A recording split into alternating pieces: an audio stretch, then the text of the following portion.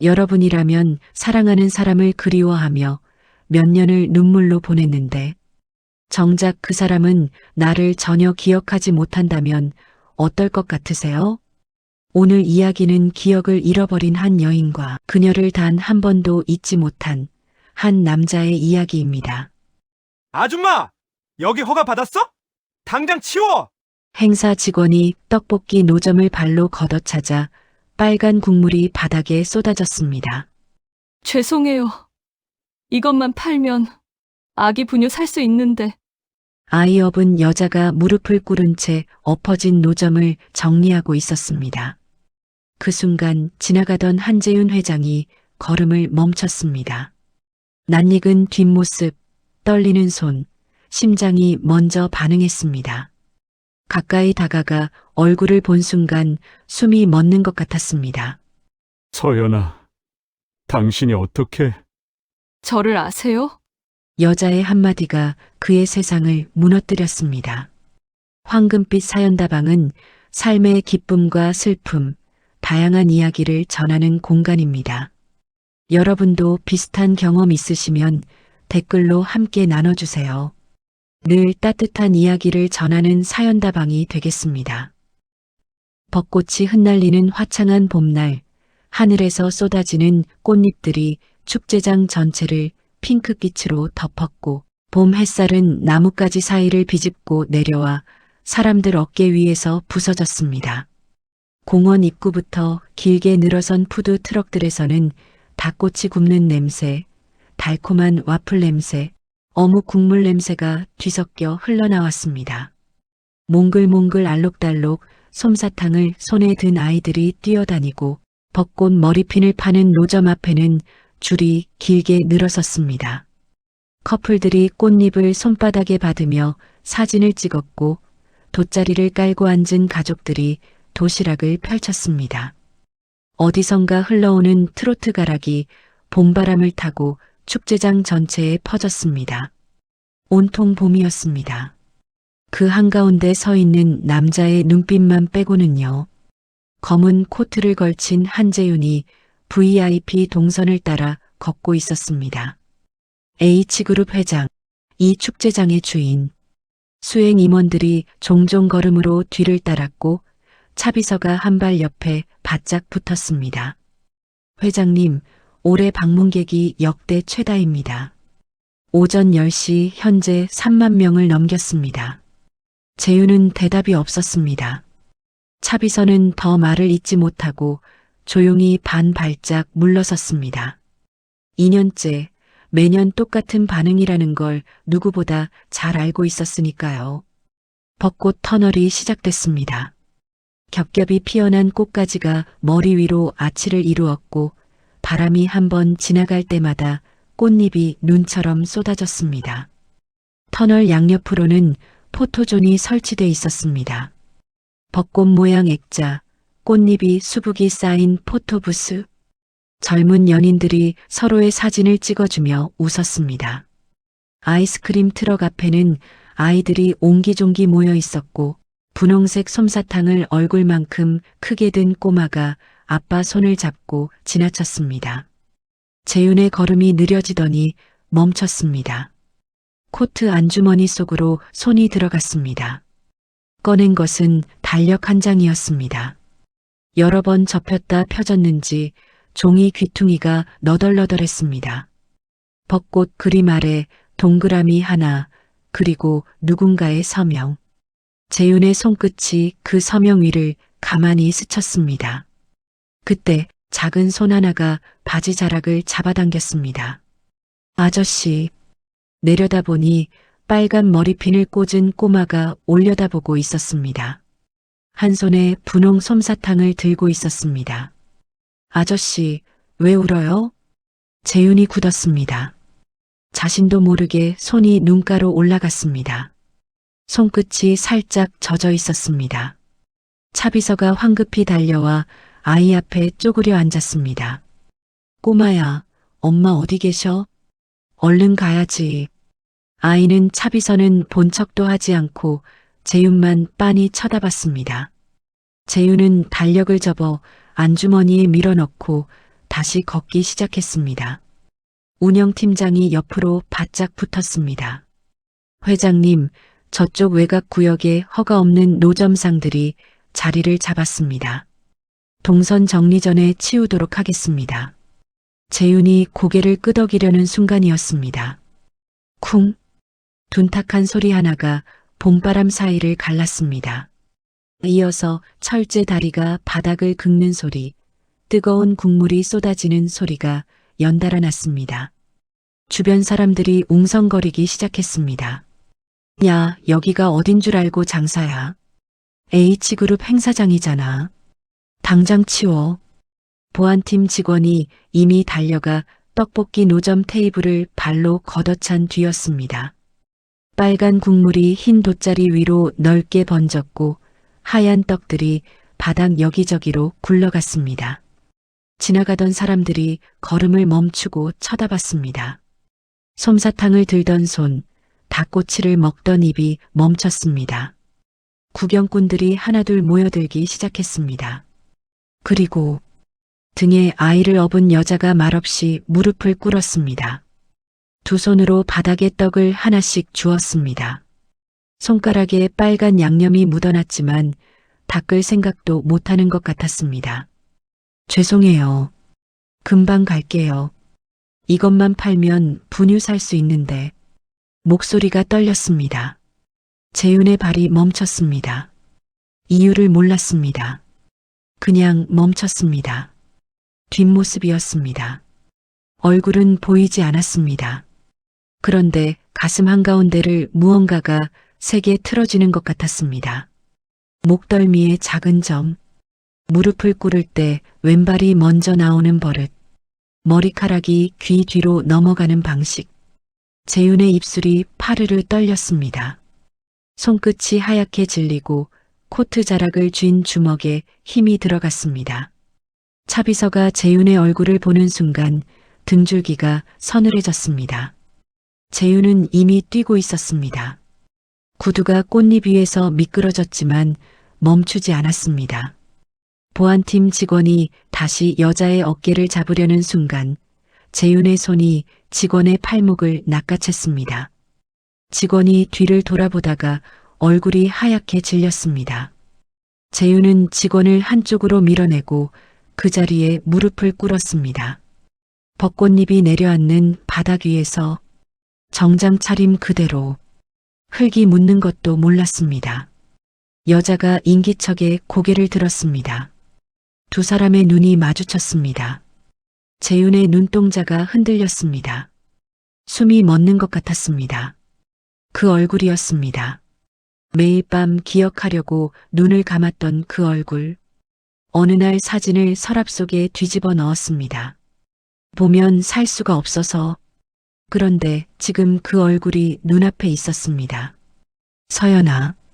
여자의 눈이 커졌습니다. 저를 아세요? 재윤이 대답하지 못했습니다. 눈가가 뜨겁게 달아올랐고 참고 또 참았던 눈물이 볼을 타고 주르륵 흘러내렸습니다. 서연이 뒷걸음질 쳤습니다. 눈빛에 당혹감이 가득했습니다. 저 모르는 분이에요. 비켜주세요. 재윤이 손을 들어 막으려다 멈췄습니다. 강요할 수 없었습니다. 손을 내렸습니다. 서연아, 모른다고요. 재윤의 무릎이 바닥에 더 깊이 박혔습니다. 가지마. 서연의 발이 멈췄습니다. 제발. 낮고 갈라진 목소리였습니다. 명령이 아니었습니다. 애원이었습니다. 매년 봄마다 여기 혼자 왔어. 너랑 오기로 했던 길이니까. 군중이 완전히 멈췄습니다. 솜사탕을 입에 물던 아이, 닭꼬치를 들던 손, 사진을 찍던 젊은 연인까지 수백 명이 숨을 죽이고 있었습니다. 서연이 돌아봤습니다. 무릎을 꿇은 채 고개를 숙이고 어깨를 들썩이는 남자. 소리도 없이 기억은 없었습니다. 이 남자가 누구인지 몰랐습니다. 그런데 왜인지 그 굽은 어깨를 보는 것이 너무 아팠습니다. 바로 그때였습니다. 아율이 엄마 등 너머로 손을 뻗었습니다. 재윤을 향해. 낯선 사람에게는 한 번도 먼저 손을 내밀지 않던 아이였습니다. 그런 아율이 작은 손가락을 쫙 펼친 채 이 남자를 향해 손을 내밀고 있었습니다. 재윤이 고개를 들었습니다. 아율과 눈이 마주쳤습니다. 아이가 방긋 웃었습니다. 재윤이 조심스럽게 손을 내밀었습니다. 아율이 재윤의 검지를 두 손으로 꼭 쥐었습니다. 재윤이 그 작은 손을 내려다봤습니다. 한참을, 오래도록. 이 아이 이름이 뭐야? 서연이 아율을 더 꽉 끌어안으며 작게 말했습니다. 아율이에요. 재윤의 몸이 굳었습니다. 아율. 봄비처럼 촉촉하고 따뜻한 이름. 아직 아이가 생기지도 않았던 어느 봄날 밤에 서연의 손을 잡고 함께 지었던 이름이었습니다. 눈물이 다시 흘러내렸습니다. 이번엔 소리가 났습니다. 군중 속에서 누군가 훌쩍였습니다. 하나둘 손이 눈가로 올라갔습니다. 차비서가 뒤에서 두 손으로 입을 틀어막았습니다. 벚꽃이 두 사람 위로 소리도 없이 내려앉고 있었습니다. 아율, 재윤은 그 자리에 무릎을 꿇은 채 한참 동안 움직이지 못했습니다. 아율의 작은 손이 검지를 꼭 쥐고 있었고 벚꽃잎이 두 사람 위로 소리 없이 내려앉았습니다. 머릿속에서 무언가가 터지는 것 같았습니다. 3년 전 어느 봄밤 서연의 손을 잡고 나란히 앉아 함께 지었던 이름이었으니까요. 그 이름을 처음 말했던 건 자신이었습니다. 그리고 그 이름을 기억하는 건 지금 이 자리에서 떡볶이 양념이 묻은 손으로 아이를 꼭 안고 있는 이 여자였습니다. 재윤의 눈동자가 서연의 얼굴 위에 고정됐습니다. 두 사람이 처음 만났던 건 3년 전 봄비가 내리던 밤이었습니다. 늦은 밤 11시였습니다. 재윤의 검은 세단이 골목 어귀에서 멈춰 섰습니다. 타이어 펑크였습니다. 수행 차량도 경호원도 없는 날이었죠. 일주일에 단 한 번 모든 것을 내려놓고 혼자 핸들을 잡는 날이었습니다. 회장도 아니고 누구의 아들도 아닌 그냥 사람으로 숨을 쉬는 유일한 시간이었습니다. 빗소리가 세단 지붕을 두드렸습니다. 재윤이 우산도 없이 차 문을 열고 나섰고 빗속을 걷다 처마 아래 불빛 하나가 눈에 들어왔습니다. 허름한 포장마차였습니다. 비닐 천막 아래로 하얀 김이 모락모락 피어올랐고 빨간 플라스틱 의자 두어 개가 삐걱거리며 놓여 있었습니다. 재윤이 고개를 숙이며 안으로 들어섰습니다. 앞치마를 두른 여자가 냄비 속을 젓고 있었습니다. 고개를 들더니 재윤을 위아래로 훑쳤습니다. 비에 흠뻑 젖은 고급 정장, 느슨하게 풀어진 넥타이. 포장마차랑은 영 어울리지 않는 차림이었죠. 비 피하러 오셨어요? 앉으세요. 재윤이 플라스틱 의자에 어색하게 앉았습니다. 여자가 냄비 속을 한 번 더 젓더니 물었습니다. 뭐 드릴까요?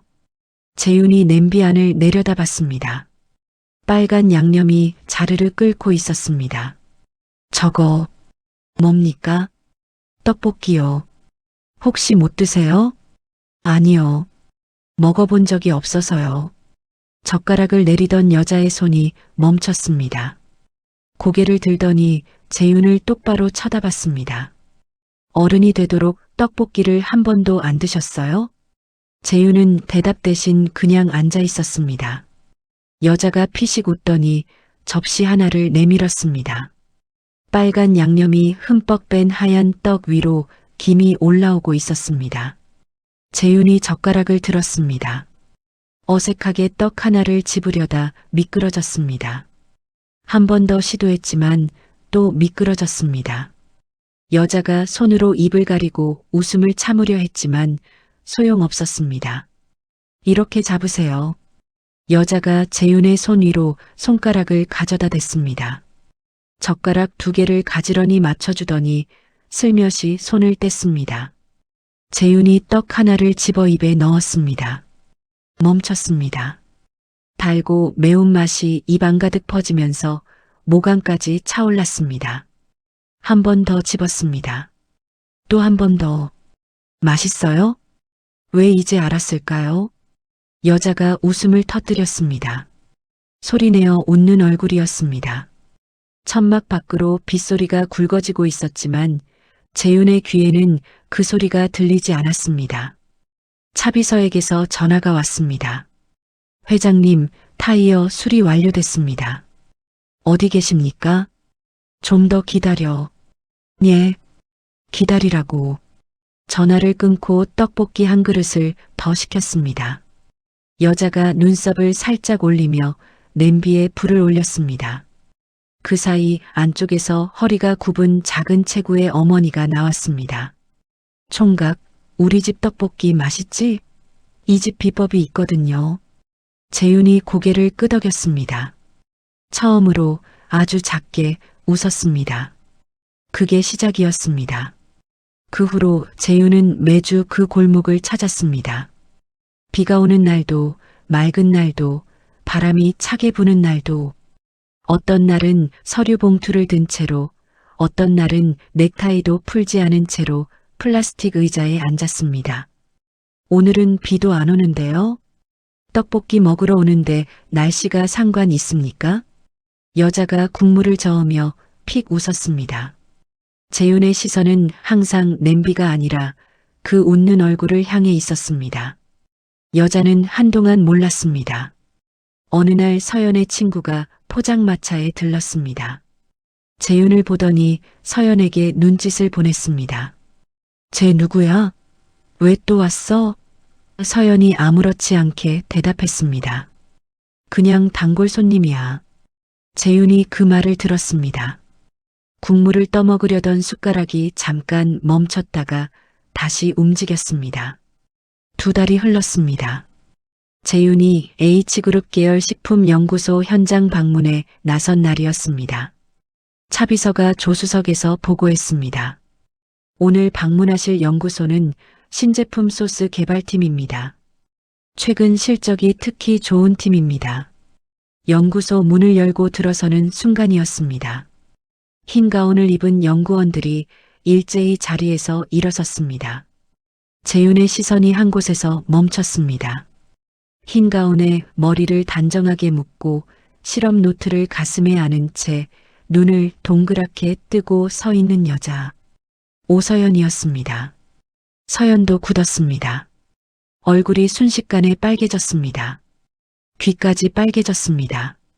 매주 포장마차에 오던 그 단골 손님이 자기 회사 회장이었다는 사실을 그제야 알아버린 것이었죠. 연구소장이 앞으로 나서며 말했습니다. 회장님, 이쪽이 저희 팀에서 가장 성과가 좋은 오서연 연구원입니다. 이번 신제품 소스 개발을 주도했습니다. 재윤이 서연 앞으로 걸어갔습니다. 서연이 실험 노트를 꼭 붙든 손가락 끝이 하얗게 질렸습니다. 저 회장님이신 줄은 정말 알았으면 떡볶이 안 팔아줬을 것 같아서요. 재윤의 목소리는 낮고 조용했습니다. 연구소 안에 웃음이 번졌습니다. 서연은 고개를 들지 못했습니다. 재윤은 현장 시찰을 마치고 돌아가면서 차비서에게 조용히 말했습니다. 오서연 연구원 파일 올려. 차비서가 재윤의 옆 얼굴을 잠깐 봤습니다. 예, 알겠습니다. 그날 저녁 퇴근하는 서연이 연구소 건물 앞에 서서 버스를 기다리고 있었습니다. 검은 세단 한 대가 서연 앞에 멈춰 섰습니다. 창문이 내려갔습니다. 저녁 먹었습니까? 서연이 눈을 깜빡였습니다. 회장님이 왜? 제 저녁을요? 같이 먹으면 안 됩니까? 서연이 잠깐 세단을 내려다보다가 짧게 한숨을 내쉬며 차 문을 열었습니다. 어디 가시려고요? 떡볶이 먹으러요. 서연이 고개를 들어 재윤을 똑바로 쳐다봤습니다. 재윤은 앞만 보고 있었습니다. 봄비가 다시 내리기 시작했습니다. 빗소리가 세단 지붕을 두드렸습니다. 처음 만났던 그날처럼 그 후로 두 사람의 만남이 조금씩 깊어졌습니다. 재윤은 퇴근길에 서연을 기다렸고 함께 밥을 먹었고 때로는 아무 말 없이 나란히 걷기도 했습니다. 서연은 재윤이 회장실에서 쓰는 말투와 포장마차 플라스틱 의자에 앉을 때의 말투가 다르다는 걸 알아챘습니다. 서연 앞에서만큼은 어깨에서 힘이 빠졌습니다. 넥타이를 느슨하게 풀었습니다. 그냥 사람이 됐습니다. 하지만 행복한 시간이 오래가는 법은 없었습니다. 어느 날 서연의 휴대폰에 문자 한 통이 왔습니다. 발신인은 H그룹 명예회장실. 오늘 오후 2시 롯데호텔 로비. 혼자 오세요. 서연이 호텔 로비에 들어서자 소파에 앉은 임혜숙이 먼저 눈에 들어왔습니다. 회색 정장에 진주 목걸이, 차갑게 가라앉은 눈빛이었습니다. 임혜숙이 서연을 보더니 입꼬리를 살짝 올렸습니다. 웃음이 아니었습니다. 서연이 맞은편 소파에 앉자마자 임혜숙이 테이블 위로 두툼한 봉투를 밀었습니다. 얼마나 원하는 거야? 서연이 봉투를 내려다봤습니다. 손을 뻗지 않았습니다. 저는 돈 때문에 만나는 게 아닙니다. 세상에 돈 때문이 아닌 사람이 어딨어. 얼마면 되는지 말해. 어머님. 서연이 고개를 들었습니다. 저는 재윤 씨한테 이런 말 전해달라고 부탁받은 적 없습니다. 그리고 이 봉투는 가져가세요. 서연이 자리에서 일어났습니다. 임혜숙의 눈이 가늘어졌습니다. 건방진 것, 후회하게 될 거야. 그 말이 등 뒤에서 꽂혔습니다. 복도를 걸어 나오는 서연의 손이 가늘게 떨렸습니다. 하지만 발걸음은 멈추지 않았습니다. 그날 밤 포장마차 앞에 재윤이 나타났습니다. 영업이 끝난 시간이었습니다. 어머니가 찾아온 거 알아? 서연의 손이 멈췄습니다. 어떻게 하셨어요? 어머니가 직접 말씀하셨어. 잘 정리됐다고. 재윤이 플라스틱 의자에 앉았습니다. 나는 어릴 때부터 아무도 내 편이 없었어요. 아버지는 항상 바빴고, 어머니가 아니었고, 그런데 당신은 처음 만난 날부터 나를 그냥 사람으로 봐줬어요. 회장이 아니라 비에 젖은 사람으로. 골목 위로 별이 떠 있었습니다. 천막 안에 냄비 식는 소리만 작게 났습니다. 나랑 결혼해요. 서연이 눈을 깜빡였습니다. 갑자기요? 갑자기가 아니에요. 떡볶이 먹으러 올 때마다 생각했어요. 서연이 픽 웃었습니다. 떡볶이 먹으면서요? 떡볶이 때문에 온 게 아니라는 거 당신도 알잖아요. 서연의 얼굴이 달아올랐습니다. 고개를 돌렸지만 입꼬리는 올라가 있었습니다.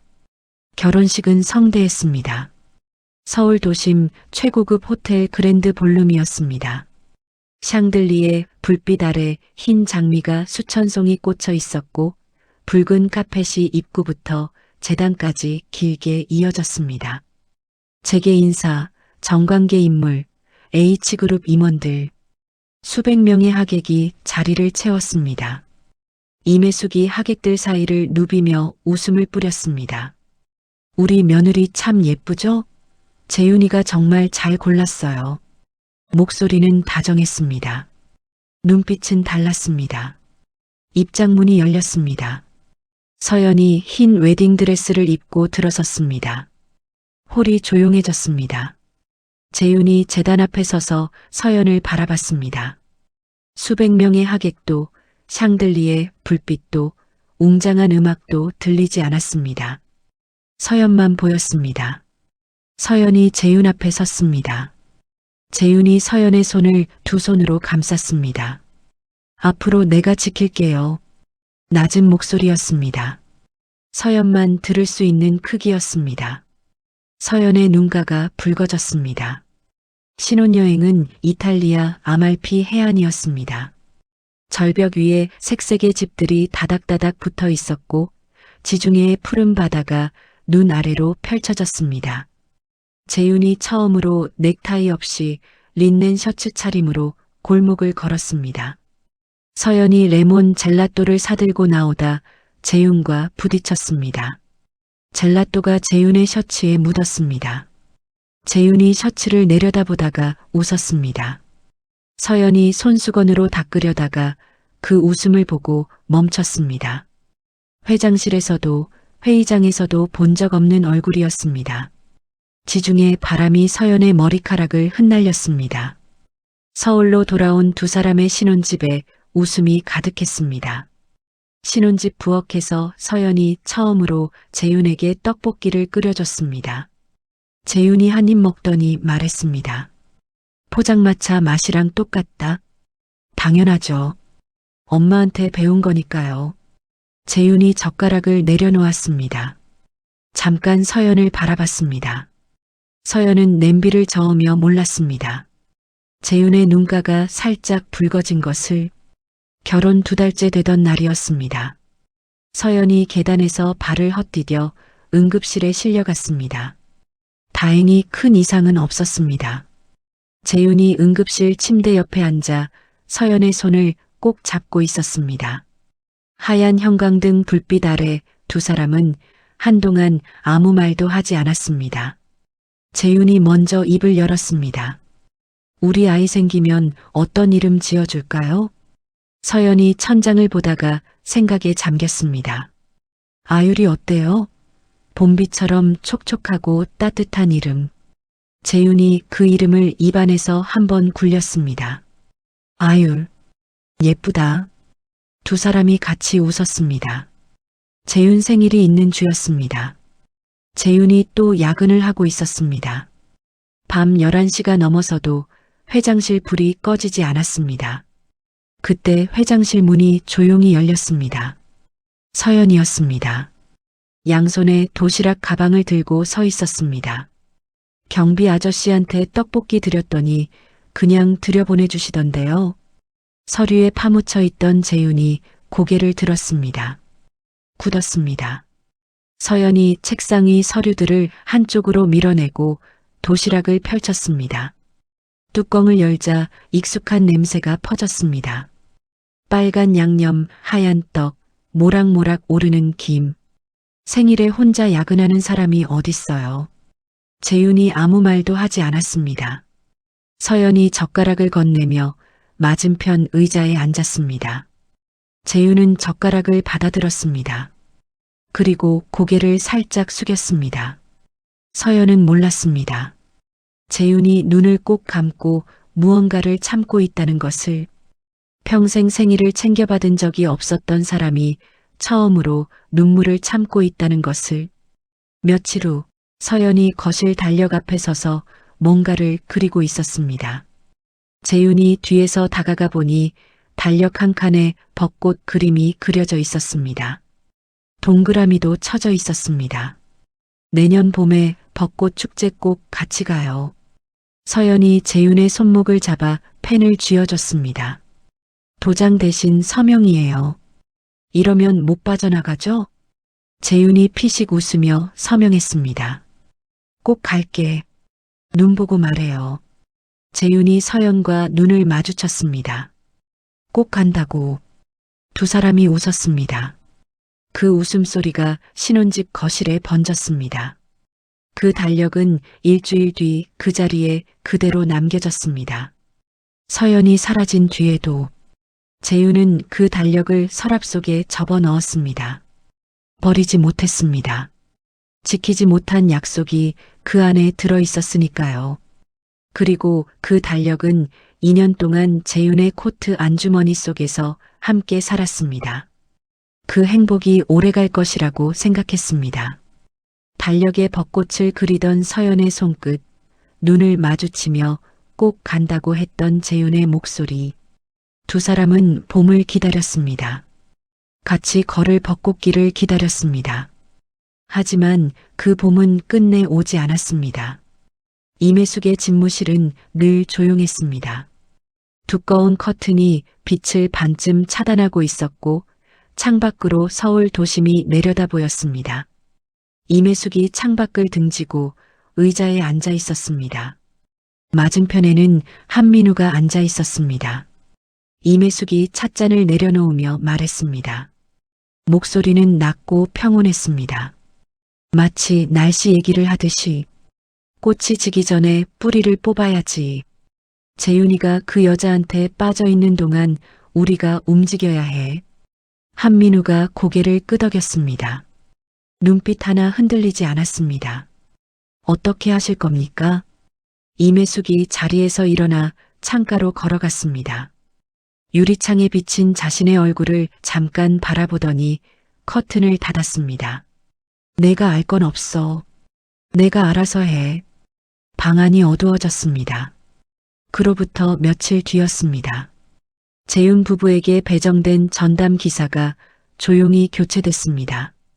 차비서가 서류를 받아들었을 때 뭔가 이상하다는 낌새를 느꼈습니다. 명예회장실에서 직접 내려온 지시였습니다. 하지만 명예회장의 직인이 찍힌 결제 문서 앞에서 차비서는 더 묻지 못했습니다. 새로 배정된 기사는 말이 없었습니다. 웃지도 않았습니다. 그냥 운전만 했습니다. 이른 새벽 지하 주차장이었습니다. 아무도 없는 시간이었습니다. 기사가 서연의 차 아래로 기어 들어갔습니다. 손이 떨렸습니다. 잠깐 멈췄습니다. 눈을 감았다가 이를 악물었습니다. 손에 든 공구가 브레이크 오일 호스를 향했습니다. 조금씩, 아주 조금씩 풀었습니다. 한 번에 끊지 않았습니다. 내리막에서 브레이크를 여러 번 밟아야 완전히 빠지도록. 작업이 끝났습니다. 기사가 차 아래에서 나왔습니다. 손등으로 이마에 땀을 닦았습니다. 지하 주차장 형광등이 그 얼굴을 하얗게 비쳤습니다. 기사는 아무 일도 없었다는 듯 일어나 걸어나갔습니다. 뒤를 돌아보지 않았습니다. 사고가 나던 날 밤이었습니다. 재윤이 늦게까지 회의가 있었습니다. 서연이 먼저 집으로 출발하기 전 재윤에게 전화를 걸었습니다. 오늘 늦어요?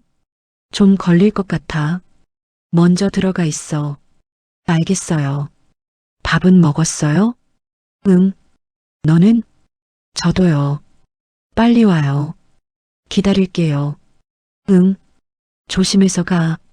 짧은 통화였습니다. 서연이 전화를 끊고 차 문을 열었습니다. 라디오를 켰습니다. 마침 봄 노래가 흘러나왔습니다. 서연이 핸들을 잡으며 달력 생각을 했습니다. 동그라미 쳐진 날짜, 재윤의 서명, 입꼬리가 올라갔습니다. 산길로 접어들었습니다. 내리막이 시작됐습니다.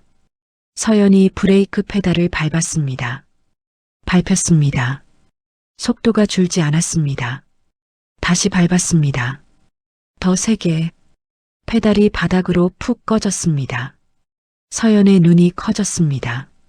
두 발로 페달을 짓눌렀습니다. 핸들을 꺾었습니다. 차가 갓길을 긁으며 튕겼습니다. 헤드라이트가 가드레일을 정면으로 비췄습니다. 쾅! 굉음이 산길을 울렸습니다. 에어백이 터졌습니다. 차가 가드레일을 뚫고 비탈 아래로 굴렀습니다. 나무를 들이받고 또 한 번 뒤집히고 풀숲에 처박혀 멈췄습니다. 사방이 조용해졌습니다. 라디오에서 봄 노래가 여전히 흘러나왔습니다. 찌그러진 차체 사이로 가느다란 연기가 피어올랐습니다. 조수석 문이 열렸습니다. 기사였습니다. 손전등을 들고 서연을 내려다봤습니다. 의식이 없었습니다. 이마에서 피가 흘렀습니다. 기사의 손이 떨렸습니다. 잠깐 서연의 얼굴을 내려다봤습니다. 눈을 질끈 감았습니다. 그리고 서연의 핸드백을 집어들었습니다. 지갑, 신분증, 휴대폰을 꺼내 자기 가방에 넣었습니다. 돌아섰습니다. 뒤도 돌아보지 않았습니다. 산길 아래 어둠 속으로 사라졌습니다. 서연은 풀숲에 쓰러진 채 그 자리에 혼자 남았습니다. 새벽 4시였습니다. 산 아래 작은 마을에 사는 노부부가 밭일을 나서다 산길 비탈 아래서 뭔가를 발견했습니다. 할머니가 손전등을 비췄습니다. 젊은 여자가 풀숲에 쓰러져 있었습니다. 숨은 붙어 있었지만 꼼짝하지 않았습니다. 할아버지가 달려갔습니다. 여보, 여기 사람이 쓰러져 있어요. 빨리 와요. 할머니가 무릎을 꿇고 여자의 얼굴을 들여다봤습니다. 30년 전 교통사고로 딸을 잃었던 기억이 눈앞에 스쳤습니다. 손이 떨렸습니다. 여자의 뺨을 가만히 감쌌습니다. 살아있어. 살아있어요. 두 노인이 서연을 등에 업고 산길을 내려왔습니다. 할아버지의 등이 휘어졌습니다. 그래도 멈추지 않았습니다. 같은 시각 재윤의 전화기가 울렸습니다. 화면에 뜬 이름은 임혜숙이었습니다. 재윤아. 어머니의 목소리는 평소와 달랐습니다. 낮고 무거웠습니다. 서연이가 사고가 났어. 재윤이 굳었습니다. 무슨 소리야? 방금 전화했는데. 산길에서 가드레일을 들이받았어. 지금 현장 확인 중이야. 재윤이 자리에서 벌떡 일어났습니다. 회의실 문을 박차고 나갔습니다. 복도를 뛰었습니다. 엘리베이터 버튼을 눌렀다가 계단으로 방향을 틀었습니다. 지하 주차장으로 내려가는 계단을 2칸씩 뛰어내려갔습니다. 사고 현장에 도착했을 때 이미 견인차가 와 있었습니다. 찌그러진 차가 철제고리에 걸려 올라오고 있었습니다. 차 앞부분이 완전히 뭉개져 있었습니다. 에어백이 터진 흔적, 유리 파편, 바닥에 번진 기름 자국. 재윤이 그 자리에 멈췄습니다. 서연이는 어딨어? 현장에 있던 임혜숙 측 직원이 고개를 숙였습니다. 찾지 못했습니다. 재윤이 비탈 아래로 뛰어내려가려는 순간이었습니다. 임혜숙이 재윤의 팔을 잡았습니다. 재윤아, 그만해. 나요. 서연이가 저 아래 있을 수 있어요. 재윤아. 임혜숙의 목소리가 낮게 깔렸습니다. 재윤이 멈췄습니다. 임혜숙의 손에 유골함이 들려 있었습니다. 며느리가 먼저 갔어. 내가 수습했다. 재윤의 시선이 유골함 위에 고정됐습니다. 손이 그것을 향해 천천히 올라갔습니다. 차갑고 묵직했습니다. 재윤이 유골함을 두 팔로 끌어안았습니다. 그 자리에서 오래도록 아무 말도 하지 않았습니다. 산바람이 불었습니다. 벚꽃도 없는 밤이었습니다. 달도 구름에 가려 있었습니다. 산길은 그냥 어두웠습니다. 다음 날 이른 새벽 산 아래 작은 마을에 사는 노부부가 산길 비탈 아래서 뭔가를 발견했습니다. 할머니가 손전등을 비췄습니다. 젊은 여자가 풀숲에 쓰러져 있었습니다. 숨은 붙어 있었지만 꼼짝하지 않았습니다. 할아버지가 달려갔습니다. 여보, 여기 사람이 쓰러져 있어요. 빨리 와요.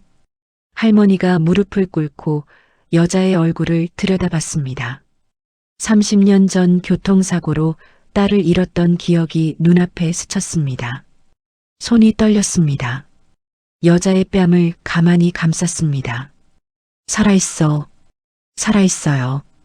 두 노인이 서연을 등에 업고 산길을 내려왔습니다. 할아버지의 등이 휘어졌습니다.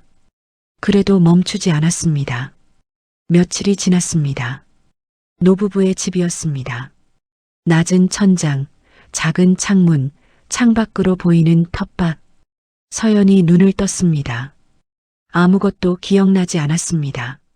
자신이 누구인지, 어디서 왔는지, 왜 여기 누워 있는지 아무것도 기억이 안 났어요. 할머니가 미음을 들고 들어왔습니다. 정신이 드니? 많이 놀랐지? 천천히 먹어. 서연이 천장을 바라보다 할머니 얼굴을 봤습니다. 낯설었습니다. 모든 것이 낯설었습니다. 저 누구예요? 할머니가 멈췄습니다. 그러더니 서연의 손을 꼭 잡았습니다. 옷 안쪽에 이름표가 있었어. 세탁소 이름표. 오서연이라고 쓰여 있었거든. 오서연. 그 이름을 들어도 아무것도 떠오르지 않았습니다. 낯선 단어처럼 공중에 떠돌았습니다. 장례는 조용히 치러졌습니다. 비공개 가족장이었습니다. 임혜숙이 모든 것을 주도했습니다. 한민우가 임혜숙 옆에 나란히 서서 형식적인 절차를 도왔습니다. 그의 눈빛에는 슬픔이 없었습니다. 그냥 무표정이었습니다. 재윤은 유골함 앞에 앉아 사흘을 버텼습니다. 밥을 먹지 않았습니다. 물도 거의 마시지 않았습니다. 차비서가 옆에서 죽 한 그릇을 내밀었지만 재윤은 보지도 않았습니다. 유골함만 바라봤습니다. 그 안에 담긴 것이 서연이라고 믿었습니다. 어머니가 직접 안겨줬으니까요. 장례가 끝나고 집으로 돌아온 재윤은 서연의 방으로 들어갔습니다. 서연이 쓰던 화장대 위에 향수병이 그대로 놓여 있었습니다. 칫솔도 그대로였습니다. 서랍 안에는 서연이 접어둔 손수건도 그대로였습니다. 재윤이 향수병을 집어들었습니다. 마개를 열었습니다. 서연의 냄새가 났습니다. 재윤이 눈을 감았습니다. 한참 뒤 마개를 닫고 다시 제자리에 놓았습니다. 아무것도 치우지 않았습니다. 치울 수가 없었습니다. 업무에 복귀한 것은 열흘 뒤였습니다. 아무도 재윤에게 먼저 말을 걸지 않았습니다. 회의실에서도 복도에서도 눈빛이 달라졌다는 것을 모두가 느꼈습니다. 차갑다는 표현도 맞지 않았습니다.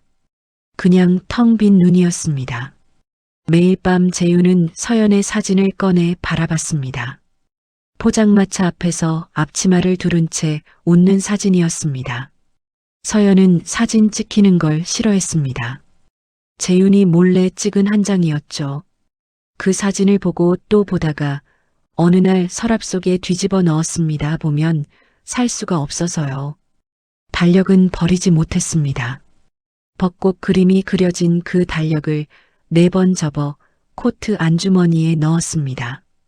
한편 임혜숙 측 변호사가 재윤이 정신적 충격으로 무너진 틈을 타 위임장을 꾸며 보험사를 찾아갔습니다. 사망진단서, 장례 확인서, 재윤명의 위임장. 서류는 완벽하게 준비돼 있었습니다. 30억 원이 재윤 계좌로 들어왔다가 이틀 만에 임혜숙 명의 차명 계좌로 빠져나갔습니다. 재윤은 몰랐습니다. 알 상황이 아니었으니까요. 차비서는 달랐습니다. 기사 교체 서류를 다시 꺼내 들었습니다. 명예회장실에서 직접 내려온 지시였습니다. 그런데 그 기사가 사고 직후 바로 퇴직 처리됐다는 사실이 걸렸습니다. 연락처도 없었습니다. 행방도 몰랐습니다. 차비서가 그 서류를 복사해 조용히 개인 파일에 끼워 넣었습니다. 아무에게도 말하지 않았습니다. 확신이 없었습니다. 하지만 버릴 수도 없었습니다. 임혜숙이 재혼을 권유했습니다. 재윤이 차갑게 말했습니다. 다시는 그 말 꺼내지 마세요. 임혜숙이 물러섰습니다. 하지만 다른 방향으로 움직이기 시작했습니다. 한민우를 전략기획팀장으로 승진시키며 이사회 내 자기 사람들을 심기 시작했습니다. 재무이사 정아린이 뭔가 이상하다는 낌새를 느끼고 혼자 조용히 자금 흐름을 들여다보기 시작한 것도 그 무렵이었습니다. 1년이 지나 봄이 왔습니다. 벚꽃이 피기 시작하던 어느 아침 재윤이 차비서를 불렀습니다. 서연이랑 가기로 했던 공원 있지. 거기 일대 부지 매입해. 차비서가 잠깐 멈췄습니다. 회장님, 그 공원은 시유지와 사유지가 섞여 있어서 절차가 복잡합니다. 시간이 얼마나 걸리든 해. 그해 봄부터 H그룹은 그 공원 일대를 매입하고 대규모 벚꽃 축제를 후원하기 시작했습니다. 직원들은 회장님의 기업 홍보 전략이라고 알았습니다.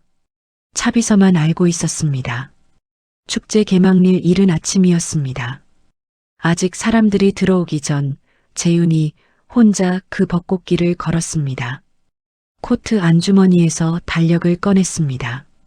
너덜너덜해진 종이 위에 서연의 서명이 남아 있었습니다.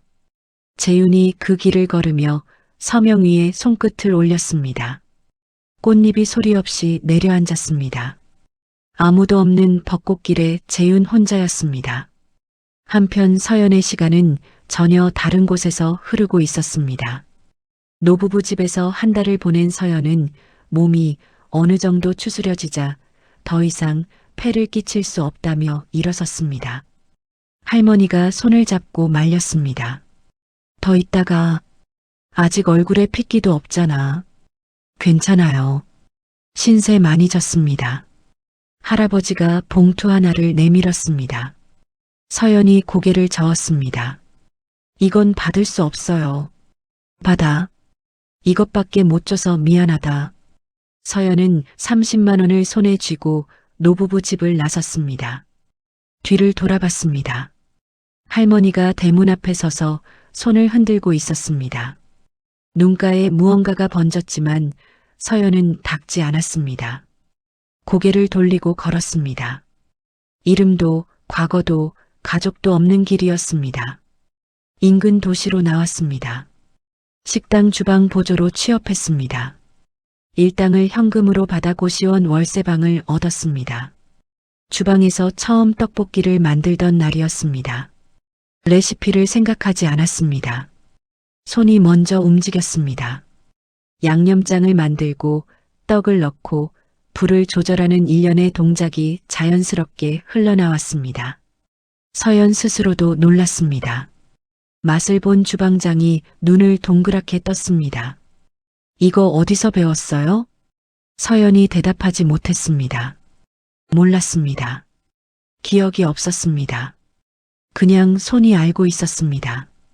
몸조리를 하던 중 입덧이 시작됐습니다. 읍내 산부인과에서 임신 사실을 확인했습니다. 임신 한 달이었습니다. 아이 아버지가 누구인지 몰랐습니다. 자신이 누구인지도 몰랐습니다. 병원 복도 의자에 앉아 서연은 배 위에 손을 올렸습니다. 기억이 없어도 넌 내 아이야. 그 말 한마디를 속으로 되뇌었습니다. 배가 불러오면서 주방 일이 힘들어졌습니다. 편의점 야간 알바로 바꿨습니다. 봄비가 내리던 날 아이가 태어났습니다. 병원 원무과 직원이 출생신고 서류를 내밀었을 때 마침 강민정이 서연 곁에 있었습니다. 무연고 산모 지원 제도를 안내하고 서류 처리를 도와준 것이 강민정이었습니다. 그렇게 두 사람의 인연이 시작됐습니다. 서연은 아이에게 이름을 지었습니다. 오하율. 봄비처럼 촉촉하고 따뜻하게 자라길 바라는 마음이었습니다. 그 이름을 입에 올리는 순간 어딘가 낯설지 않은 느낌이 들었습니다. 누군가의 목소리가 먼저 말했던 이름 같았습니다. 하지만 기억이 없었습니다. 누구의 목소리인지 어디서 들었는지 아무것도 알 수 없었습니다. 하지만 아율은 태어날 때부터 심장이 아팠습니다. 담당 의사가 서연에게 진단서를 내밀었습니다. 생후 12달에서 18달 사이에 반드시 수술을 받아야 한다는 말이었습니다. 서연이 진단서를 받아들고 복도로 나왔습니다.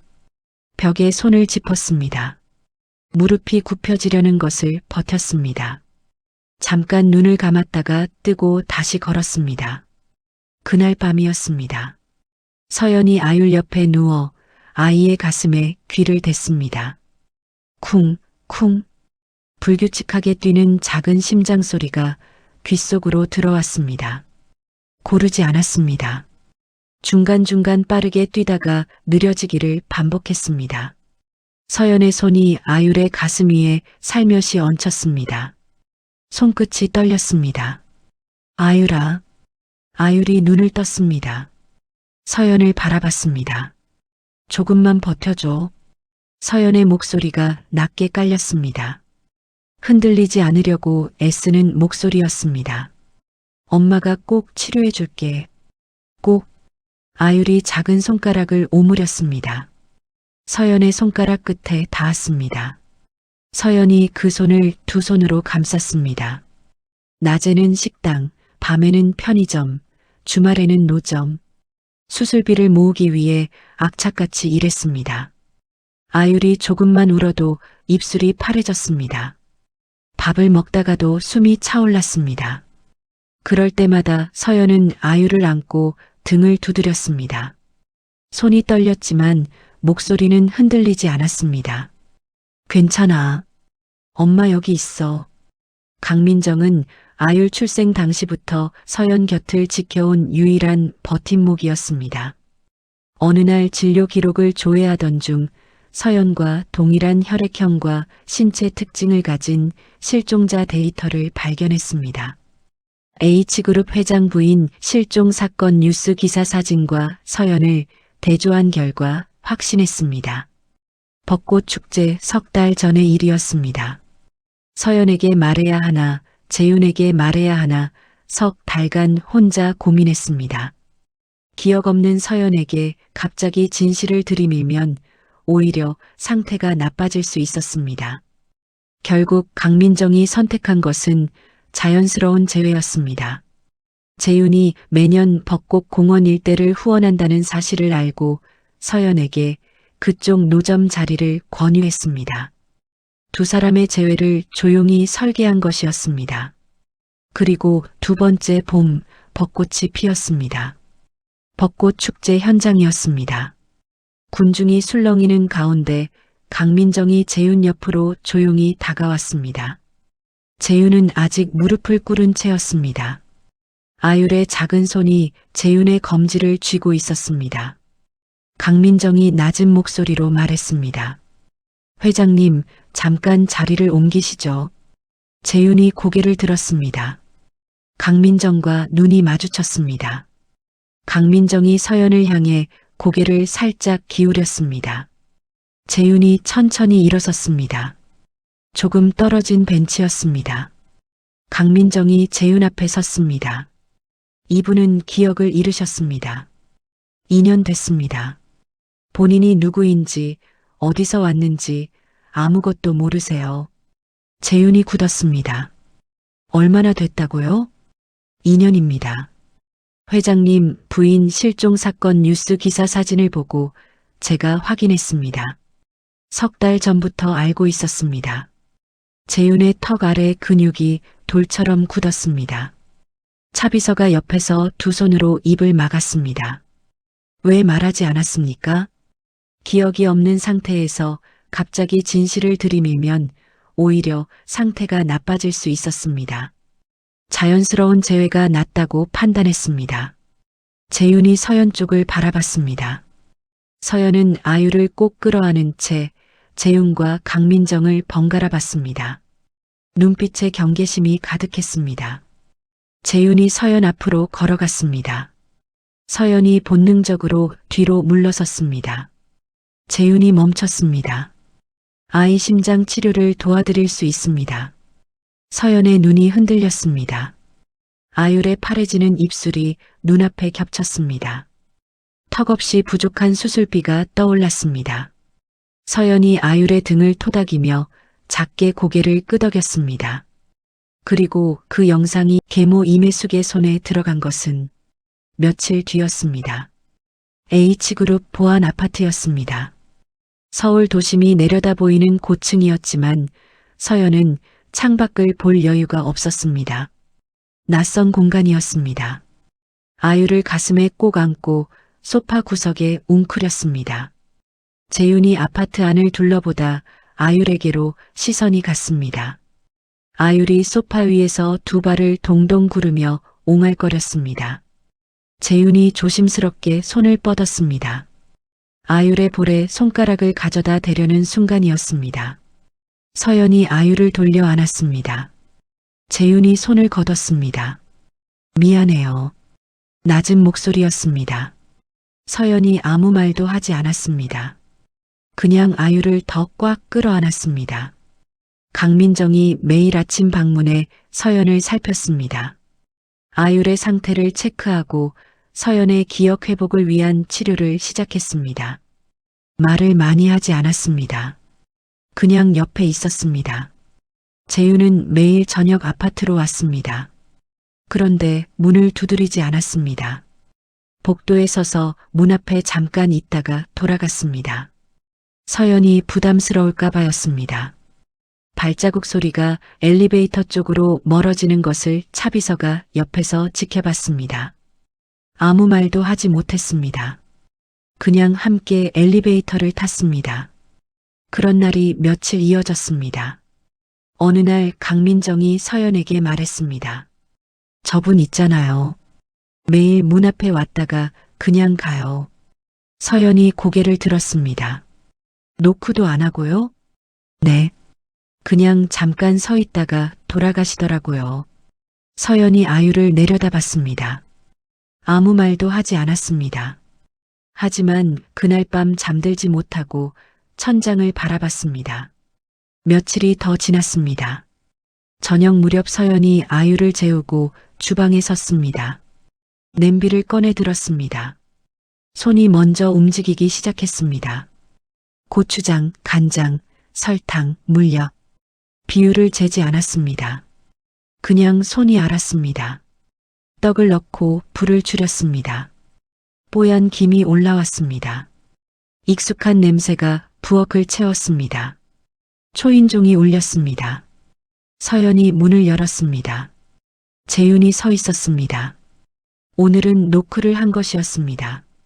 재윤이 부엌 쪽에서 올라오는 냄새를 맡더니 굳었습니다. 들어오세요. 서연이 먼저 말했습니다. 재윤이 잠깐 서연을 바라보다가 안으로 들어섰습니다. 식탁 위에 떡볶이 2그릇이 놓였습니다. 재윤이 의자에 앉았습니다. 젓가락을 들었습니다. 떡 하나를 집어 입에 넣었습니다. 멈췄습니다. 젓가락을 든 손이 천천히 내려갔습니다. 재윤이 고개를 숙였습니다. 눈가가 달아올랐고 뜨거운 것이 볼 아래로 흘러내렸습니다. 이 맛이에요. 목소리가 낮고 갈라졌습니다. 더 이상 말이 없었습니다. 서연이 그 눈빛을 봤습니다. 이 남자가 왜 우는지 몰랐습니다. 기억이 없었으니까요. 하지만 가슴 어딘가가 묵직하게 내려앉았습니다. 두 사람이 마주 앉아 밥을 먹었습니다. 말이 없었습니다.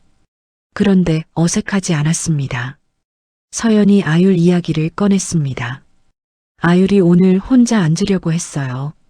계속 넘어지는데 안 울고 또 하더라고요. 재윤이 젓가락을 내려놓았습니다. 그래요? 네. 참 고집스러운 아이예요. 재윤이 고개를 끄덕였습니다. 더 묻고 싶었지만 참았습니다. 서연이 아율 이야기를 할 때 목소리가 달라진다는 걸 알아챘습니다. 조금 더 부드러워졌습니다. 조금 더 따뜻해졌습니다. 그날 이후 재윤은 매일 저녁 식탁에 앉았습니다. 어느 날 저녁이었습니다. 서연이 주방 정리하는 사이 재윤이 거실에서 혼자 아유를 달래고 있었습니다. 아유리 칭얼거리며 잠들지 않았습니다. 재윤이 아유를 안아 올렸습니다. 어색하게 등을 토닥였습니다. 아유리 재윤의 가슴에 얼굴을 묻었습니다. 재윤이 낮게 흥얼거리기 시작했습니다. 멜로디가 있는 것도 아니었습니다. 그냥 나직하게 되뇌이는 소리였습니다. 자장가인지 아닌지도 모를 소리였습니다. 남자의 낮고 조용한 목소리가 방 안에 가득 찼습니다. 이상하게도 그 소리가 귓속에서 오래 머물렀습니다. 서연이 살며시 문틈으로 내다봤습니다. 재윤이 소파에 앉아 아유를 안고 있었습니다. 서연이 문틈에서 손을 내렸습니다. 가슴이 조용히 쿵 내려앉았습니다. 며칠 뒤였습니다. 재윤이 문 앞에서 신발을 신으며 돌아가려는 참이었습니다. 서연이 부엌에서 나왔습니다. 저기요. 재윤이 돌아봤습니다. 서연이 잠깐 망설이다 말했습니다. 내일도 오실 거예요? 재윤이 서연을 바라봤습니다. 와도 됩니까? 서연이 고개를 돌렸습니다. 대답 대신 부엌으로 들어갔습니다. 재윤이 그 뒷모습을 잠깐 바라봤습니다. 신발을 신고 나갔습니다. 엘리베이터 문이 닫히기 직전 재윤의 입꼬리가 아주 조금 올라갔습니다. 2년 만에 처음이었습니다. 다음 날 재윤이 다시 왔습니다. 그리고 또 다음 날도 어느 날 재윤이 강민정에게 물었습니다. 선생님이 그쪽 노점 자리를 권유하셨다고요? 강민정이 잠깐 재윤을 봤습니다. 회장님이 매년 그 공원을 후원하신다는 걸 알고 있었거든요. 재윤이 아무 말도 하지 않았습니다. 강민정을 한참 바라보다가 고개를 돌렸습니다. 더 빨리 말씀드렸어야 했는데 죄송합니다. 아니요. 재윤이 낮게 말했습니다. 고맙습니다. 그날 저녁이었습니다. 재윤이 거실 문 앞에 서서 안을 바라봤습니다. 서연이 부엌에서 냄비를 젓고 있었습니다. 아율이 매트 위에서 두 팔을 뻗으며 서연을 향해 옹알거렸습니다. 서연이 냄비를 저으면서 아율을 보며 웃었습니다. 부엌 창문으로 봄바람이 불어왔습니다. 떡볶이 냄새가 거실 안으로 스며들었습니다. 재윤은 그 자리에 서서 그 모습을 바라봤습니다. 오래도록 그 평온한 날들이 오래가지 않았습니다. 재윤이 매일 저녁 아파트를 찾았고 서연이 떡볶이를 끓였고 아율이 매트 위에서 옹알거렸습니다. 그냥 같은 공간에 있는 것만으로 충분한 저녁들이었습니다. 그런데 같은 시각 전혀 다른 곳에서 임혜숙이 움직이고 있었습니다. 임혜숙의 집무실 불이 늦게까지 꺼지지 않았습니다. 임혜숙이 태블릿 화면을 손가락으로 멈췄습니다. 벚꽃 축제 현장에서 찍힌 영상이었습니다. 재윤이 무릎을 꿇고 서연을 바라보는 장면이었습니다. 임혜숙의 입꼬리가 천천히 내려갔습니다. 살아있었네. 한민우가 옆에 서 있었습니다. 어머니, 어떻게 하실 겁니까? 임혜숙이 태블릿을 내려놓았습니다. 이번엔 완전히 없애야지. 재윤이가 그 여자한테 정신 팔려 있는 동안 우리가 움직여야 해.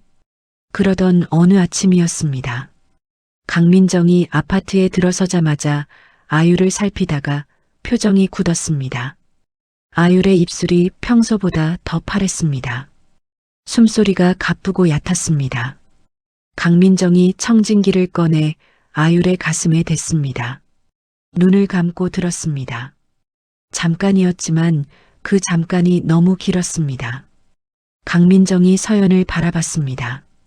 재윤 씨한테 연락해 주세요. 지금 바로요. 서연의 손이 굳었습니다. 재윤이 도착한 것은 30분 뒤였습니다. 강민정이 거실 테이블에 검사 결과지를 펼쳐놓았습니다. 재윤이 의자에 앉았습니다. 서연이 그 옆에 섰습니다. 아율이 상태가 한계에 다다랐습니다. 강민정의 목소리는 차분했습니다. 흔들리지 않으려고 애쓰는 목소리였습니다. 한 달 안에 수술하지 않으면 심장이 멈춥니다. 서연의 다리에서 힘이 빠졌습니다. 테이블 모서리를 두 손으로 잡았습니다. 손가락 끝이 하얗게 질렸습니다. 재윤이 물었습니다. 국내에서 수술 가능한 의사가 없습니까? 선례가 없는 복합 기형입니다. 국내에서는 불가능해요. 미국 보스턴 소아심장센터의 K 박사만이 이 수술에 성공한 기록이 있습니다. 재윤이 잠깐 눈을 감았다가 떴습니다. 보스턴으로 갑니다. 지금 당장 준비하세요. 강민정이 고개를 끄덕였습니다. 재윤이 차비서에게 전화를 걸었습니다. 전용기 수배, 의료진 동행, 보스턴 현지 연락. 지시가 짧고 빠르게 이어졌습니다. 서연은 그 자리에서 움직이지 못했습니다. 복도 쪽으로 걸어가다가 벽에 손을 짚고 멈췄습니다. 무릎이 굽혀졌습니다. 다리에 힘이 들어가지 않았습니다. 주르르 벽을 짚은 손이 미끄러지며 그 자리에 주저앉았습니다. 내가 제때 못 고쳐줘서. 목소리가 갈라졌습니다. 두 손이 바닥 위에서 떨렸습니다. 재윤이 다가왔습니다. 바닥에 무릎을 꿇고 서연 앞에 앉았습니다. 서연의 손을 두 손으로 감쌌습니다. 서연이 손을 빼려다 멈췄습니다. 반드시 살린다. 재윤의 목소리가 낮고 단단했습니다. 내가 약속할게. 서연이 고개를 들었습니다. 재윤의 눈을 봤습니다. 흔들리지 않는 눈이었습니다. 서연이 손을 빼지 않았습니다. 재윤이 그 손을 더 꽉 쥐었습니다. 출국은 이틀 뒤로 잡혔습니다. 그런데 출국 전날 밤이었습니다. 재윤의 전화기가 울렸습니다. 차비서였습니다. 회장님, 내일 전용기 이륙 허가가 보류됐습니다. 법원에서 가처분 신청이 들어왔습니다. 재윤이 굳었습니다. 누가? 명예회장님 쪽 변호사 명의입니다. 재윤이 전화기를 내려놓았습니다. 창밖을 바라봤습니다. 서울 밤하늘이 뿌옇게 흐렸습니다. 재윤의 턱 아래 근육이 돌처럼 굳었습니다. 재윤이 정아린에게 전화를 걸었습니다. 가처분 막아. 방법이 뭐든. 알겠어. 오빠, 내가 오늘 밤 안에 이해 신청 넣을게. 재윤이 방으로 들어갔습니다. 아율이 요람 안에 누워 있었습니다. 숨소리가 가늘었습니다. 재윤이 요람 옆에 무릎을 꿇고 앉아 아율의 작은 손을 바라봤습니다. 손끝을 아주 살짝 건드렸습니다. 아율이 손가락을 오므렸습니다. 재윤이 고개를 숙였습니다. 출국 당일 아침이었습니다. 공항 활주로에 의료용 전용기가 대기하고 있었습니다. 의료진이 기내에 탑승해 있었고 서연이 아율을 안은 채 구급차에서 내렸습니다. 아율의 얼굴이 창백했습니다. 입술 끝이 옅은 보랏빛이었습니다. 그때 차비서에게서 전화가 왔습니다. 회장님, 관제탑에서 이륙 허가가 아직 안 났습니다. 법원 결정이 지연되고 있습니다. 봄바람이 차갑게 불어왔습니다. 구급차 안에서 아율의 심박수 모니터 소리가 불규칙하게 들렸습니다. 삐, 삐, 삐. 간격이 고르지 않았습니다. 서연이 아율의 손을 두 손으로 감쌌습니다. 엄마 여기 있어. 조금만 버텨줘. 아율이 눈을 깜빡였습니다. 서연을 보며 작게 입을 벌렸습니다. 소리는 나지 않았습니다. 재윤이 정아린에게 다시 전화를 걸었습니다. 얼마나 걸려? 지금 판사실에 직접 들어가 있어. 최대한 빠르게 할게. 아이 심박수가 불안정해. 시간이 없어. 차비서가 옆에서 전화기를 붙들고 관제탑과 계속 교신했습니다. 5분이 지났습니다. 10분이 지났습니다. 구급차 안에서 모니터 경고음이 울렸습니다. 심박수 떨어집니다. 빨리요. 의료진의 목소리가 날카로워졌습니다. 서연이 아율의 이마에 입술을 댔습니다. 두 손이 떨렸습니다. 아율아, 엄마 여기 있어. 재윤이 관제탑을 향해 걸어가려는 순간이었습니다. 차비서의 전화기에서 소리가 터져 나왔습니다. 이륙 허가 났습니다. 활주로 클리어. 이륙 예정 시간 7분 전이었습니다. 재윤이 구급차로 뛰었습니다. 출발해. 지금 당장. 의료진이 아율을 실은 이동 침대를 전용기 쪽으로 밀었습니다. 재윤이 서연의 팔을 잡고 함께 뛰었습니다. 서연이 아율에게서 눈을 떼지 않았습니다. 전용기 문이 닫혔습니다. 엔진 소리가 커졌습니다. 활주로를 달리던 전용기가 땅에서 떠올랐습니다. 기체가 하늘로 솟구쳤습니다. 기내였습니다. 의료진이 아율 옆에서 바쁘게 움직였습니다. 서연이 아율 손을 놓지 않은 채 옆자리에 앉아 있었습니다. 재윤이 그 옆에 앉았습니다. 서연의 손이 떨리고 있었습니다. 재윤이 그 손 위에 자신의 손을 살며시 얹었습니다. 서연이 손을 빼지 않았습니다. 구름 위로 올라서자 난기류가 잠잠해졌습니다. 아율의 심박수 모니터가 조금씩 안정을 찾아갔습니다. 삐, 삐, 삐. 간격이 조금씩 고르게 돌아왔습니다. 서연이 눈을 감았습니다. 숨을 내쉬었습니다. 얼마 뒤 서연이 깜빡 잠들었습니다. 고개가 옆으로 기울었습니다. 재윤이 자신의 코트를 벗어 서연의 어깨에 조심스럽게 덮었습니다.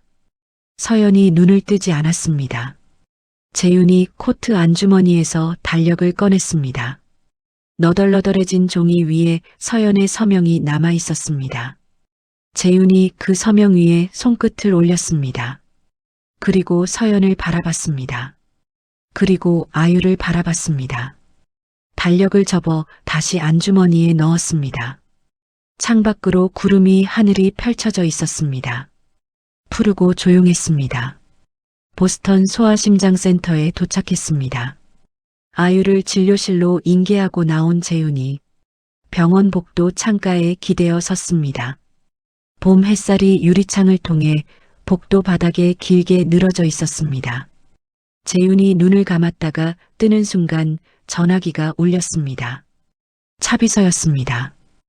회장님, 드릴 말씀이 있습니다. 오래 묻어뒀던 거라 이제야 말씀드리는 게 맞는지 모르겠습니다만. 말해. 차비서가 잠깐 숨을 들이켰습니다. 2년 전 서연 사모님 전담 기사가 교체됐을 때입니다. 명예회장님 직인이 찍힌 결제 문서로 내려온 지시였습니다. 저는 그때 이상하다고 느꼈지만 확신이 없어서 묻어뒀습니다. 그리고 그 기사가 사고 직후 바로 퇴직 처리됐습니다. 연락처도 없었습니다. 행방도 몰랐습니다. 죄송합니다. 재윤이 아무 말도 하지 않았습니다. 창밖으로 보스턴 하늘이 파랗게 펼쳐져 있었습니다. 기사 행방은 알아? 찾아보겠습니다. 찾아. 반드시. 재윤이 전화를 끊었습니다. 복도를 걸었습니다. 걷다가 멈췄습니다. 유리창에 비친 자신의 얼굴을 바라봤습니다. 턱 아래 근육이 돌처럼 굳어 있었습니다. 차비서가 움직이기 시작했습니다. 예전 기사와 함께 일했던 동료들을 하나씩 접촉했습니다. 며칠이 걸렸습니다. 연락이 끊긴 사람, 모른다는 사람, 말을 아끼는 사람. 그러다 한 명이 조심스럽게 입을 열었습니다. 동남아시아였습니다. 태국 치앙마이 어딘가에 있다고 했습니다. 아율의 수술 날짜가 잡혔습니다. 수술까지 열흘의 대기 기간이 생겼습니다. 재윤이 차비서에게 전화를 걸었습니다. 내가 직접 간다. 회장님, 제가 다녀오겠습니다. 내가 직접 가야 해. 서연에게 말했습니다. 서연이 고개를 끄덕였습니다. 다녀오세요. 짧은 말이었지만 재윤이 그 말을 듣고 잠깐 멈췄습니다. 태국 치앙마이였습니다. 허름한 골목 안작은 카페였습니다. 기사는 야위어 있었습니다. 얼굴에 수염이 덥수룩하게 자라 있었고 테이블 위 커피잔을 두 손으로 감싸쥔 채 재윤을 봤습니다. 눈이 흔들렸습니다. 재윤이 맞은편에 앉았습니다. 도망치지 않은 게 다행이에요. 기사가 대답하지 않았습니다. 당신도 피해자입니다. 이매숙한테 이용당한 거예요. 기사의 손이 커피잔 위에서 떨렸습니다. 눈가가 붉어졌습니다. 차에 탔을 때 사모님 얼굴이 목이 메었습니다. 말을 잇지 못했습니다. 재윤이 조용히 기다렸습니다. 라디오 틀고 혼자 흥얼거리시던 거. 그게 마지막이었는데 아직도 눈에 밟힙니다. 기사가 두 손으로 얼굴을 감쌌습니다. 어깨가 흔들렸습니다. 진술서가 작성됐습니다. 브레이크 오일 제거 지시, 사고 후 서연 소지품 회수, 이매숙에게 보고한 모든 내용. 기사의 손이 떨렸지만 서명은 분명했습니다. 재윤이 자리에서 일어나며 말했습니다. 고맙습니다. 기사가 고개를 들지 못했습니다. 죄송합니다, 회장님. 제가 겁쟁이였습니다. 재윤이 아무 말 없이 카페를 나섰습니다. 골목 밖으로 나오는 순간 발걸음이 멈췄습니다. 재윤이 눈을 감았습니다. 라디오 틀고 혼자 흥얼거리시던 거. 그 말이 귓속에서 맴돌았습니다. 봄 노래를 흥얼거리며 핸들을 잡았을 서연의 얼굴이 눈앞에 그려졌습니다. 재윤이 눈을 뜨고 다시 걸었습니다. 태국에서 서울로 돌아왔습니다. 정아린이 사무실에서 기다리고 있었습니다. 테이블 위에 두꺼운 파일 두 묶음이 놓여 있었습니다. 오빠, 나도 준비됐어. 이제 끝내자. 정아린이 파일을 재윤에게 건넸습니다. 임혜숙의 비자금 흐름을 2년간 추적한 내역, 보험금 30억 원이 한민우 계좌로 이동된 기록, 그리고 임혜숙이 기사에게 직접 지시하는 통화 녹음 파일이었습니다. 재윤이 첫 장을 넘겼습니다. 보험금 이동 내역이었습니다. 재윤명의 계좌에서 이틀 만에 빠져나간 30억 원. 재윤의 손가락이 그 숫자 위에서 멈췄습니다. 파일을 덮었습니다. 한참 동안 아무 말도 하지 않았습니다. 내 아내 보험금이었어. 목소리가 낮게 깔렸습니다. 혼잣말이었습니다. 정아린이 고개를 숙였습니다. 차비서가 시선을 돌렸습니다. 마지막으로 남은 것이 하나 있었습니다. 재윤이 국과수의 유골함 유전자 감식을 의뢰했습니다. 이미 열흘 전에 신청해둔 것이었습니다. 서울에 돌아오자마자 결과를 받아들었습니다. 대상자와 유전자 불일치입니다. 재윤이 전화기를 든 채 굳었습니다. 불일치 2년이었습니다. 그 유골함을 두 팔로 끌어안고 울었던 밤들이었습니다. 차가운 표면을 손끝으로 쓰다듬으며 서연이라고 믿었던 날들이었습니다. 그게 전부 가짜였습니다. 재윤이 의자에서 천천히 일어났습니다. 그러더니 그냥 주저앉았습니다. 바닥에 두 손으로 얼굴을 감쌌습니다. 살아있었구나. 목소리가 나왔는지 안 나왔는지 몰랐습니다. 그 2년 동안 내가 살아있었구나. 어깨가 흔들렸습니다. 소리가 났습니다. 손으로 막았지만 막아지지 않았습니다. 차비서가 뒤에서 그 모습을 봤습니다. 고개를 돌렸습니다. 눈가를 손등으로 눌렀습니다. 모든 증거가 검찰에 제출됐습니다. 살인 미수, 사기, 보험 사기, 증거인멸. 혐의가 하나씩 이름을 얻었습니다. 검찰 특수부가 움직였습니다. 임혜숙이 이 사실을 눈치챘는지 출국을 시도했습니다. 인천공항 출국장이었습니다. 임혜숙이 캐리어를 끌고 탑승구 쪽으로 걸어가고 있었습니다. 회색 정장에 진주 목걸이, 여느 때처럼 당당하게 고개를 들고 임혜숙 명예회장님, 수사관이 앞을 막아섰습니다. 임혜숙이 멈췄습니다. 주변을 둘러봤습니다. 양옆에서 수사관들이 팔을 잡았습니다. 살인 미수 및 사기 혐의로 긴급 체포합니다. 수사관이 영장을 내밀었습니다. 임혜숙의 눈이 커졌습니다. 입술이 움직였습니다. 뭔가 말하려는 것 같았습니다. 하지만 소리가 나오지 않았습니다. 찰칵. 차갑고 묵직한 소리가 공항 로비에 울렸습니다. 수갑이 채워지는 순간이었습니다. 임혜숙의 얼굴에서 처음으로 표정이 무너졌습니다. 당당했던 눈빛이 흔들렸습니다. 한민우도 같은 날 사무실에서 체포됐습니다. 공모 혐의였습니다. 수사관들이 들이닥치는 순간 한민우가 전화기를 들었지만 이미 늦었습니다. 어머니, 복도 저 끝에서 그 소리가 들렸습니다. 수사관들에게 이끌려 나오는 임혜숙과 눈이 마주쳤습니다. 임혜숙이 아무 말도 하지 않았습니다. 그냥 고개를 돌렸습니다.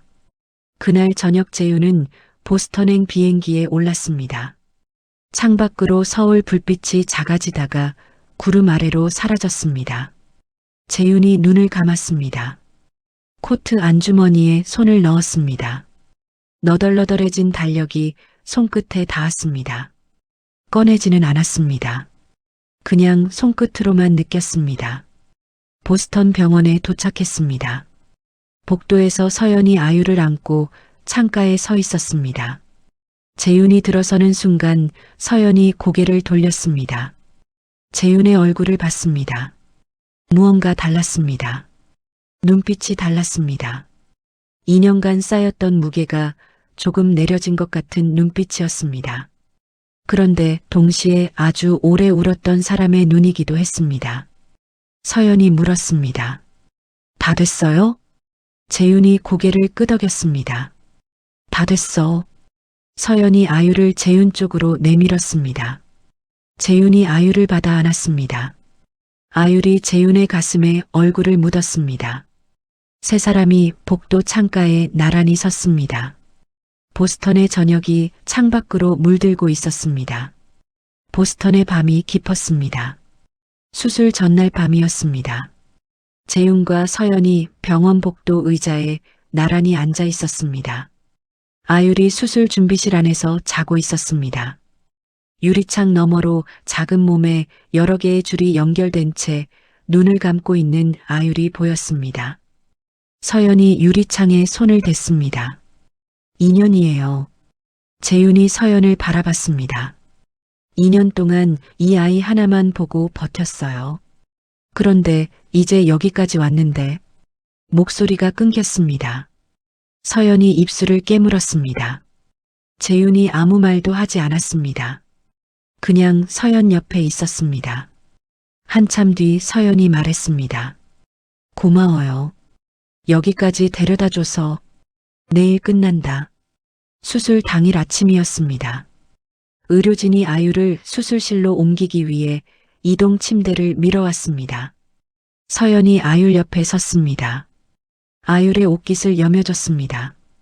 아율의 작은 손을 꼭 잡았습니다. 손이 떨렸습니다. 서연이 이를 악물었습니다. 아율아. 아율이 눈을 떴습니다. 서연을 바라봤습니다.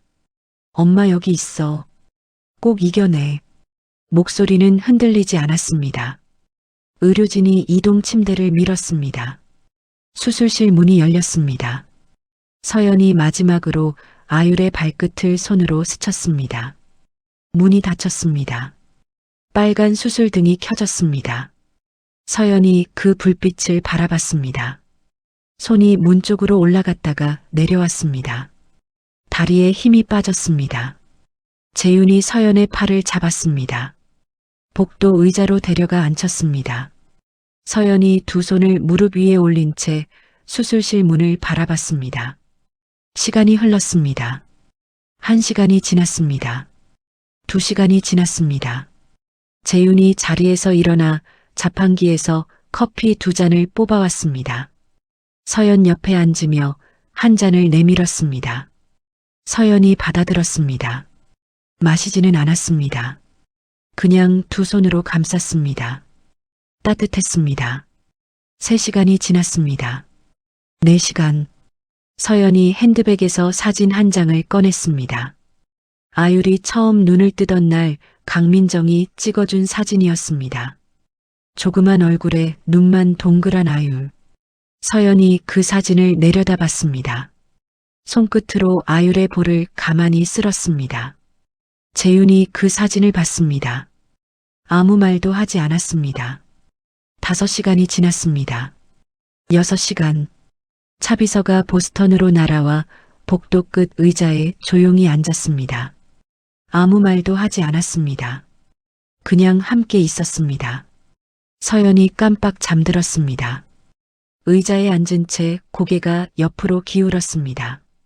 재윤이 자신의 어깨를 살짝 내밀었습니다. 서연의 머리가 재윤의 어깨 위에 얹혔습니다. 재윤이 움직이지 않았습니다. 8시간이 지났습니다. 재윤이 자리에서 천천히 일어났습니다.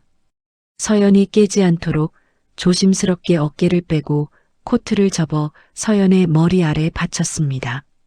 수술실 문 앞으로 걸어갔습니다. 빨간 수술등이 여전히 켜져 있었습니다. 재윤이 문 앞에 섰습니다. 두 손을 모았습니다. 어색했습니다. 평생 한 번도 해보지 않은 것이었습니다. 그냥 속으로 말했습니다. 아유리만 살려주십시오. 그것이 전부였습니다. 11시간이 지났습니다. 수술실 빨간 불이 꺼졌습니다. 재윤이 그 순간을 봤습니다. 서연에게로 뛰어갔습니다. 서연아. 서연이 눈을 떴습니다. 수술실 문을 봤습니다. 빨간 불이 꺼져 있었습니다. 자리에서 일어섰습니다. 다리가 후들거렸습니다. 수술실 문이 열렸습니다. K 박사가 마스크를 내리며 걸어 나왔습니다. 흰 수술복에 땀이 배어 있었습니다. 재윤이 박사 앞으로 다가섰습니다. 서연이 그 옆에 섰습니다. K 박사가 두 사람을 바라봤습니다. 한 박자가 있었습니다. 수술 성공했습니다. 서연의 무릎이 꺾였습니다. 재윤이 서연을 끌어안았습니다. 서연이 재윤의 가슴에 얼굴을 묻었습니다. 아이 심장이 정상적으로 뛰고 있어요. 소리가 났습니다. 참으려 했지만 참아지지 않았습니다. 어깨가 흔들렸습니다. 재윤의 어깨도 함께 흔들렸습니다. 두 사람의 울음소리가 보스턴 병원의 하얀 복도에 길게 울려 퍼졌습니다. 복도 끝에서 차비서가 손수건을 꺼냈습니다. 눈가를 눌렀습니다. 손수건이 금세 젖었습니다. 한참 뒤였습니다. 서연이 재윤의 가슴에서 고개를 들었습니다. 눈이 붉게 부어 있었습니다. 재윤도 마찬가지였습니다. 두 사람이 서로의 얼굴을 보다가 동시에 수술실 유리창 쪽으로 걸어갔습니다. 유리창 너머로 아율이 보였습니다. 작은 몸에 여러 개의 줄이 연결돼 있었습니다. 모니터에서 숫자들이 움직였습니다. 심박수 표시가 일정한 간격으로 올라갔다 내려갔습니다. 고르고 힘찬 간격이었습니다. 재윤이 유리에 이마를 갖다 댔습니다. 눈가에서 뜨거운 것이 흘러내렸습니다. 차갑고 단단한 유리 표면이 이마에 닿았습니다. 차비서가 구석에서 혼자 어깨를 들썩였습니다. 손수건으로 입을 막았습니다. 소리가 새어나왔습니다. 밤이 깊었습니다. 서연이 아율의 손을 두 손으로 감쌌습니다. 아율의 체온이 느껴졌습니다. 따뜻했습니다. 서연이 눈을 감았습니다. 재윤이 의자를 끌어와 서연 옆에 앉았습니다. 서연이 한 손으로 아율을 잡은 채 다른 손을 무릎 위에 올렸습니다. 재윤이 그 손을 잡았습니다. 서연이 손을 빼지 않았습니다. 두 사람이 아율을 사이에 두고 나란히 앉아 있었습니다. 아율의 심장이 뛰었습니다. 모니터 위 숫자가 규칙적으로 움직였습니다. 삑, 삑, 삑. 이번엔 고른 간격이었습니다. 힘찬 간격이었습니다. 창밖으로 보스턴의 밤이 조용히 깔렸습니다. 보스턴에서의 기적이 있고 한 달이 지났습니다. 아율이 완치 판정을 받던 날이었습니다. K 박사가 검사 결과지를 내밀며 말했습니다. 정상입니다. 심장이 완전히 회복됐어요. 서연이 그 말을 듣는 순간 결과지를 받아든 손이 떨렸습니다. 재윤이 옆에서 그 손을 잡았습니다. 서연이 손을 빼지 않았습니다. 아율이 병원 복도를 아장아장 걸었습니다. 한 걸음, 두 걸음, 넘어지지 않았습니다. 서연이 두 팔을 벌리고 기다렸습니다. 아율이 서연의 품으로 달려들었습니다. 서연이 아율을 와락 끌어안았습니다. 아율의 등에서 심장 소리가 느껴졌습니다. 쿵, 쿵, 쿵. 고르고 힘차게 뛰었습니다. 서연이 눈을 감았습니다. 서울로 돌아왔습니다. 일상이 조금씩 자리를 잡아갔습니다. 재윤은 매일 퇴근 후 아파트를 찾았고 아율은 매트 위에서 아장아장 걸어 다녔습니다. 평범한 저녁들이었습니다. 그런데 그 평범함이 낯설었습니다. 서연에게는요. 어느 저녁 재윤이 서연에게 조심스럽게 물었습니다. 어디 좀 같이 가줄 수 있어? 서연이 재윤을 봤습니다. 어디요? 가면 알아. 서연이 잠깐 망설이다 고개를 끄덕였습니다. 차가 서울을 벗어나 외곽으로 달렸습니다. 산길로 접어들었습니다. 구불구불한 길을 오르다 보니 창밖으로 낮은 산이 펼쳐졌습니다. 서연이 창밖을 바라보다가 손끝이 떨리기 시작했습니다. 이유를 몰랐습니다. 그냥 손끝이 떨렸습니다. 차가 멈췄습니다. 재윤이 먼저 내렸습니다. 서연이 아유를 안고 내렸습니다. 산길 옆으로 부서진 가드레일이 보였습니다. 녹이 슬고 한쪽이 휘어진 채 그대로였습니다. 봄풀이 그 아래 무성하게 자라 있었습니다. 서연이 그 앞에서 멈췄습니다. 재윤이 뒤에서 지켜봤습니다. 말을 걸지 않았습니다. 그냥 기다렸습니다. 서연이 아유를 재윤에게 건넸습니다. 재윤이 아유를 받아 안았습니다. 서연이 가드레일 앞으로 걸어갔습니다. 손을 들었습니다. 손끝이 녹슨 철 표면에 닿았습니다. 차갑고 거칠었습니다. 그 순간이었습니다. 무언가 터졌습니다. 비 오는 밤이었습니다. 처마 아래 노란 불빛, 빨간 양념이 끓는 냄비, 어색하게 젓가락을 들던 손, 그리고 웃음소리. 서연이 눈을 감았습니다. 가슴 안쪽에서 무언가가 밀려 올라왔습니다. 연구소 복도였습니다. 흰 가운을 입고 굳어있던 자신, 낮은 목소리. 알았으면 떡볶이 안 팔아줬을 것 같아서요. 서연의 손이 가드레일을 꽉 쥐었습니다. 골목이었습니다. 별빛 아래 플라스틱 의자. 나는 어릴 때부터 아무도 내 편이 없었어요. 그 목소리가 귓속에서 울렸습니다. 서연의 눈가가 뜨거워졌습니다. 호텔 로비였습니다. 테이블 위 두툼한 봉투, 떨리는 손으로 밀어냈던 기억, 복도를 걸어 나오며 떨렸던 발걸음, 흰 웨딩드레스였습니다. 샹들리의 불빛, 재윤이 손을 감싸며 말했습니다. 앞으로 내가 지킬게.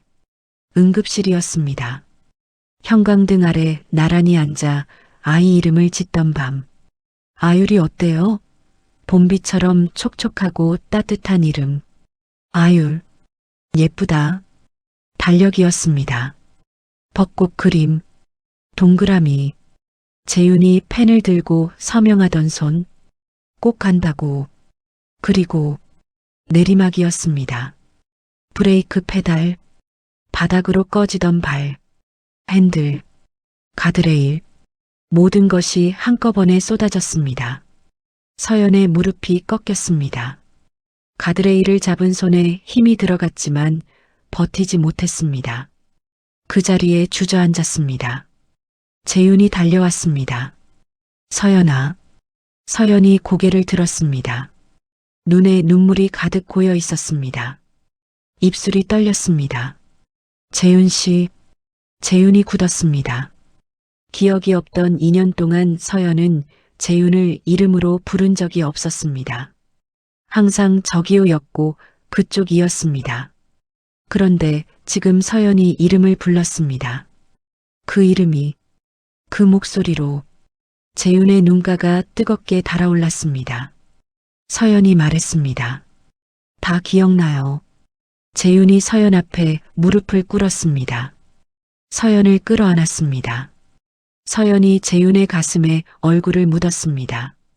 그리고 터뜨렸습니다. 나 많이 무서웠어요. 목소리가 갈라졌습니다.